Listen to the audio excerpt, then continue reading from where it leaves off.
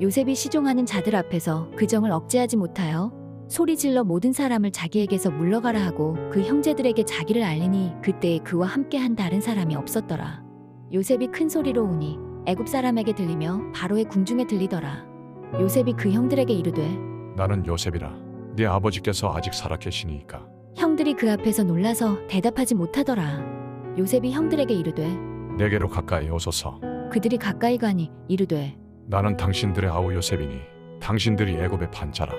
당신들이 나를 이곳에 팔았다고 해서 근심하지 마소서. 한탄하지 마소서. 하나님이 생명을 구원하시려고 나를 당신들보다 먼저 보내셨나이다. 이 땅에 2년 동안 흉년이 들었으나 아직 5년은 밭갈이도 못하고 추수도 못할지라.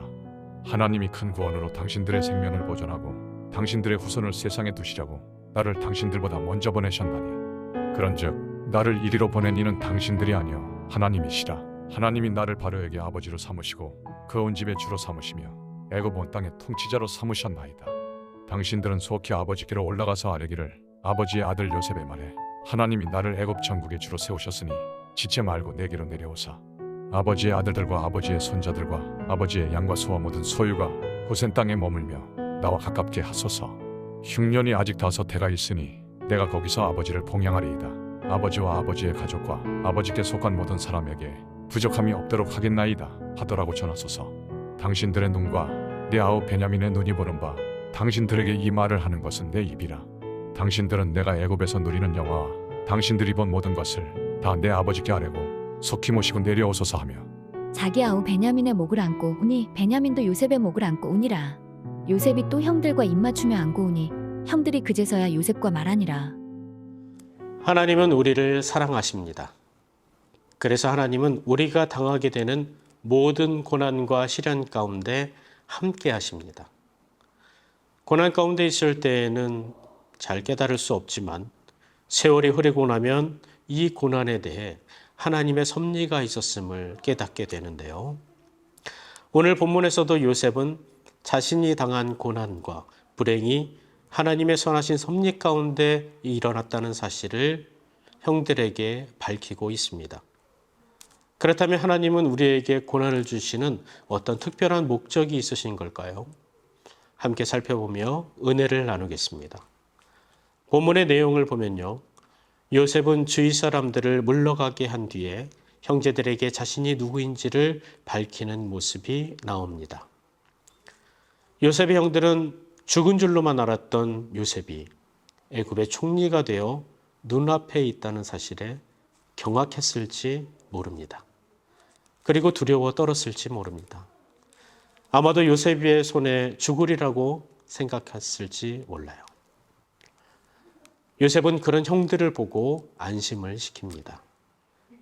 자신이 애굽에 오게 된 것은 형들이 노예로 팔아 넘겨서 온 것이 아니라 전적인 하나님의 섭리에 의해 오게 되었다라고 말을 합니다. 요셉은 형들에게 인생의 모든 상황 속에 개입하셔서 통치하시는 살아계신 하나님을 전합니다. 사람들은 각자 인생을 바라보는 안목을 가지고 있는데요. 어떤 사람은 세상에 믿을 것은 자기 자신밖에 없다라고 생각합니다. 또 어떤 사람들은 힘있고 권세 있는 사람들과 인맥을 쌓는 것이야말로 성공의 비결이라고 굳게 믿습니다. 그렇다면 하나님의 자녀들에게는 어떤 안목이 필요할까요? 요셉과 같이 인생의 주인은 하나님이라는 믿음이 필요합니다. 그래서 인생을 믿음으로 바라보는 그런 안목이 있어야 합니다. 비록 현재는 사망의 음침한 골짜기 같을지라도 푸른 초장과 쉴만한 물가로 인도하고 계신 그 과정 중에 있다라는 것을 믿고 나아가길 원합니다. 요셉의 삶을 인도하신 하나님은 현재 우리의 삶도 인도하고 계십니다. 이제 우리는 믿음의 눈으로 살아계신 하나님을 바라보며 살아가시길 간절히 소망합니다. 요셉은 자기 삶을 인도하신 하나님의 살아계심을 고백하면서 하나님의 특별한 목적에 대해 언급하는데요. 요셉은 하나님이 자신을 애굽으로 인도하신 것은 구원을 베풀기 위한 섭리라고 말합니다.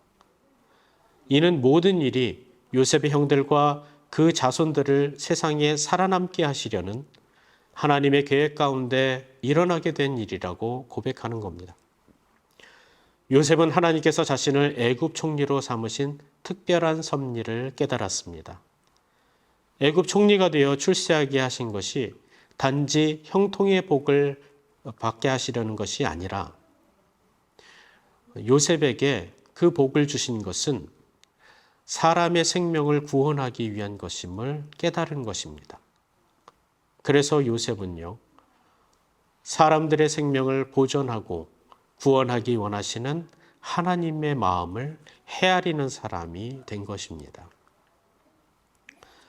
삶에서 겪는 힘든 고난은요, 나 자신이 얼마나 무능력한 자인지를 깨닫게 합니다. 그래서 전능하신 주님을 인식할 수 있게 되고요. 믿고 의지할 수 있는 믿음을 갖게 하기도 합니다. 고난은 우리를 믿음으로 살게 하고 영혼을 바라볼 수 있게 합니다.